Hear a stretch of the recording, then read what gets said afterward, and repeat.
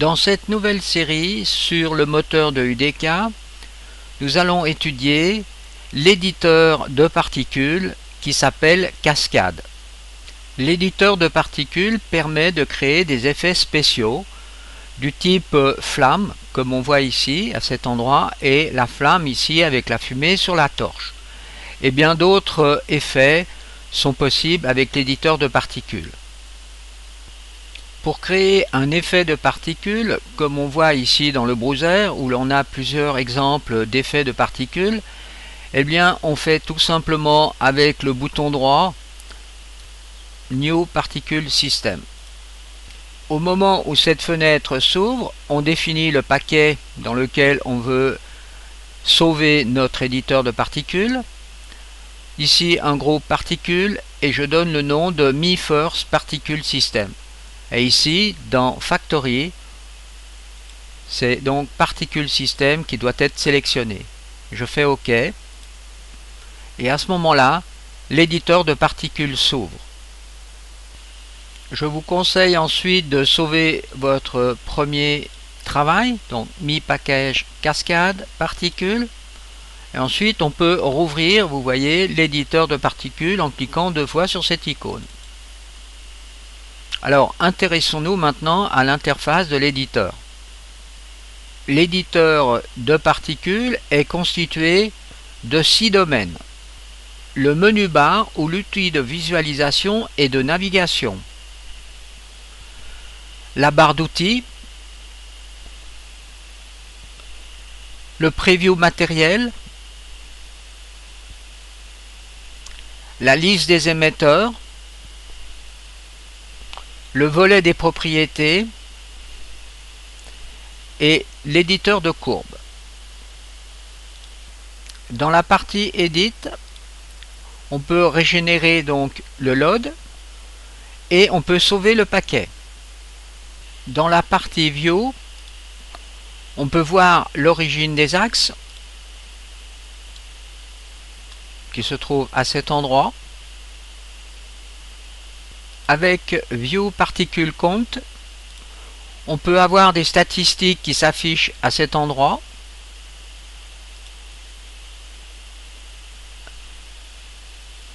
Des statistiques de comptage des particules. On a aussi les statistiques des événements de particules. On peut afficher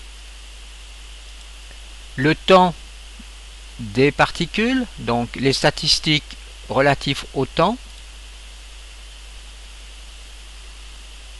On peut voir aussi les particules par rapport à la distance. Ensuite, la mémoire utilisée. Ensuite, on peut avoir la géométrie qui est visible donc dans le preview. Avec View, Géométrie, Propriétés, on peut choisir la static mesh que l'on veut appliquer sur le background. Donc ici, on utilise cette static mesh qu'on peut retrouver dans le browser. À cet endroit, on peut sauver la position de la caméra, ce qui va nous créer une image dans le browser. On peut agir sur la définition des particules dans le preview à cet endroit, détail mode, donc soit bas, soit médium ou soit haut. Et dans le menu Window, on affiche soit les propriétés, soit l'éditeur de courbes. Alors, par exemple, supprimons l'éditeur de courbes. Cette icône nous permet de restarter la simulation dans le preview. Donc, à chaque fois que je clique dessus, je redémarre la simulation. L'icône suivante permet de faire la même chose, mais cette fois-ci dans le niveau. J'entends par niveau dans la map. Et ici, on peut retrouver la particule dans le browser. En cliquant sur l'appareil photo, on sauve la position de la caméra et l'on crée donc une image dans le browser correspondante. L'icône suivante permet de basculer la caméra en un mode orbite ou bien en un mode de déplacement libre. Avec cette icône, on peut changer le mode de visualisation des particules.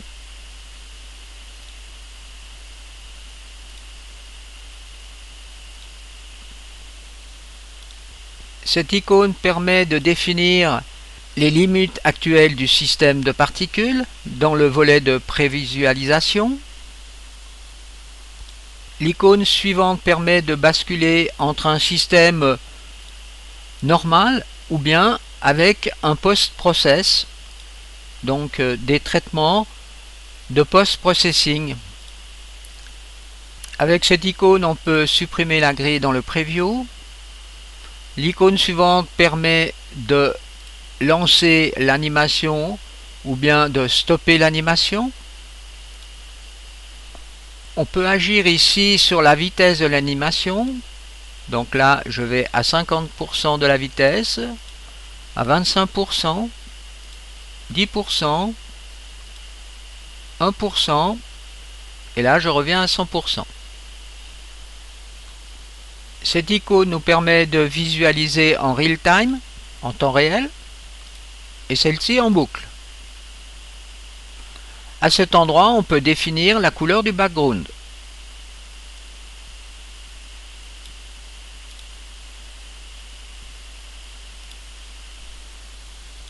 Cette icône nous permet de créer une sphère filaire avec ici la définition donc du rayon de la sphère. Les deux icônes suivantes nous permettent de faire undo ou redo, c'est-à-dire de revenir en arrière ou bien aller en avant, donc sur les modifications que l'on vient d'effectuer. Toutes les icônes qui se trouvent ici concernent donc le système load.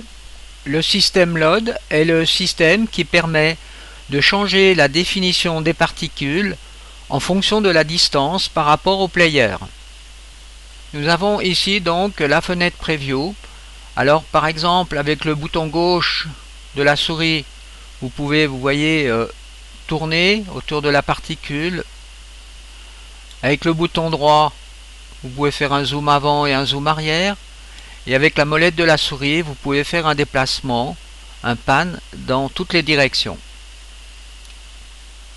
Dans cette fenêtre, nous avons toute la liste des émetteurs. Alors ici, intéressons-nous à la partie haute. Et bien là, on peut activer ou désactiver l'émetteur.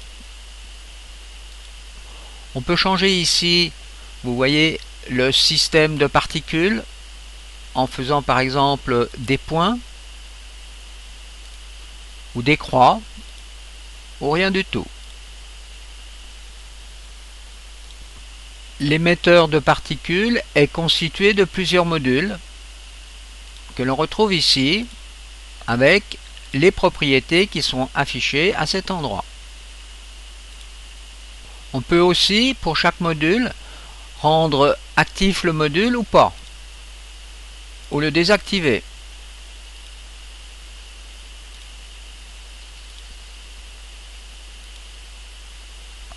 Ensuite, on a la possibilité d'envoyer l'information dans le Curve Editor en cliquant sur cette icône.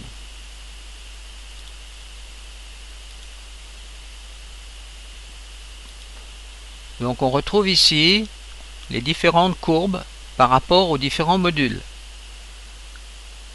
Dans l'éditeur de courbes, on peut activer dans la partie affichage les courbes en cliquant sur ce petit carré jaune. Donc on rend visible ou invisible les courbes dans l'éditeur de courbes. Voilà. Ici on a un bon exemple.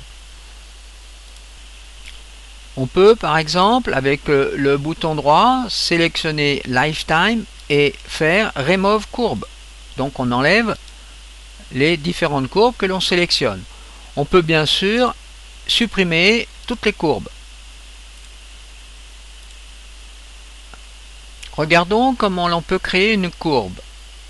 Alors d'abord je clique à cet endroit pour avoir le module Lifetime dans l'éditeur de courbe. Ensuite je dois aller dans les propriétés et définir sous distribution le fait que j'ai une courbe, que je vais créer une courbe. Donc je fais floating constant courbe. À ce moment-là, vous voyez apparaître ici cette ligne bleue et vous pouvez faire un point en appuyant sur la touche CTRL et sur le bouton gauche de la souris. Vous voyez qu'on peut créer donc plusieurs points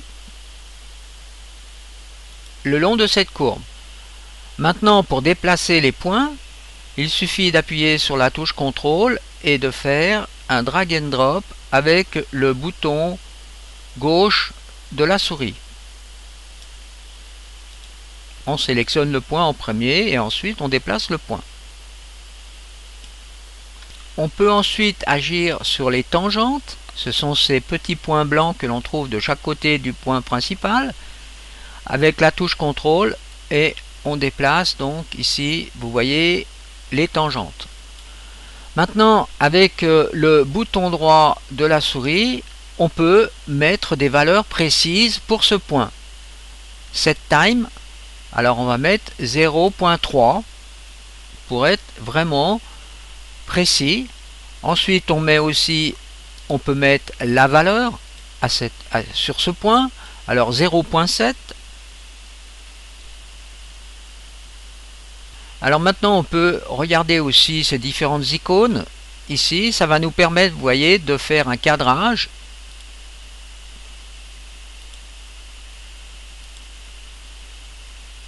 Alors on peut cadrer donc en horizontal, en vertical ou bien cadrer carrément au milieu. Ensuite ici on peut faire un zoom, vous voyez, à l'endroit où le point est sélectionné. Et là je peux revenir à un cadrage global.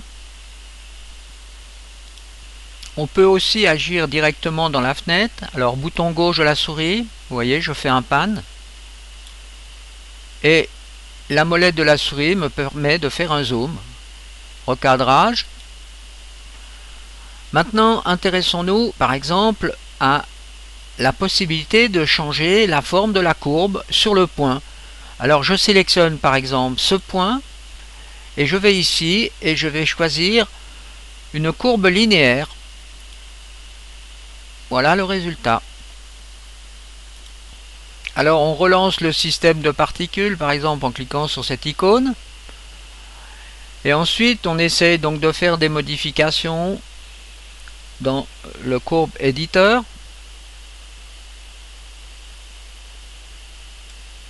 Et là on constate justement que les particules réagissent différemment.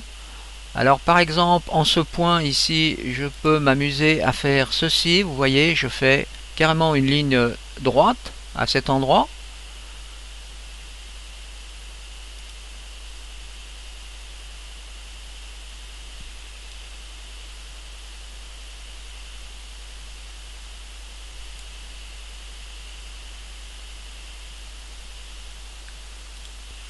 Je clique à cet endroit pour faire apparaître, vous voyez, les courbes pour ces deux modules.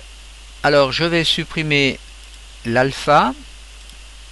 Ensuite, pour que j'obtienne des courbes dans cet éditeur, il va falloir que j'aille sous Color, dans Color Over Life, donc qui concerne cette partie.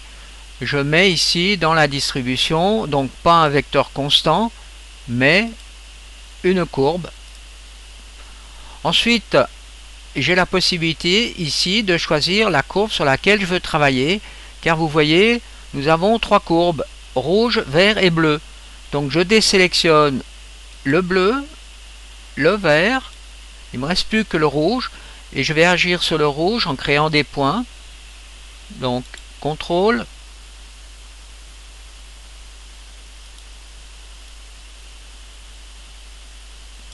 voilà, je suis sur la courbe du rouge. Maintenant je m'intéresse par exemple à la courbe du vert.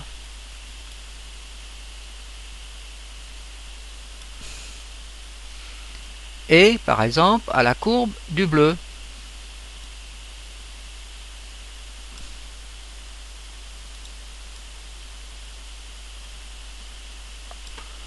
Et si j'appuie sur les trois petits carrés, j'obtiens les trois courbes.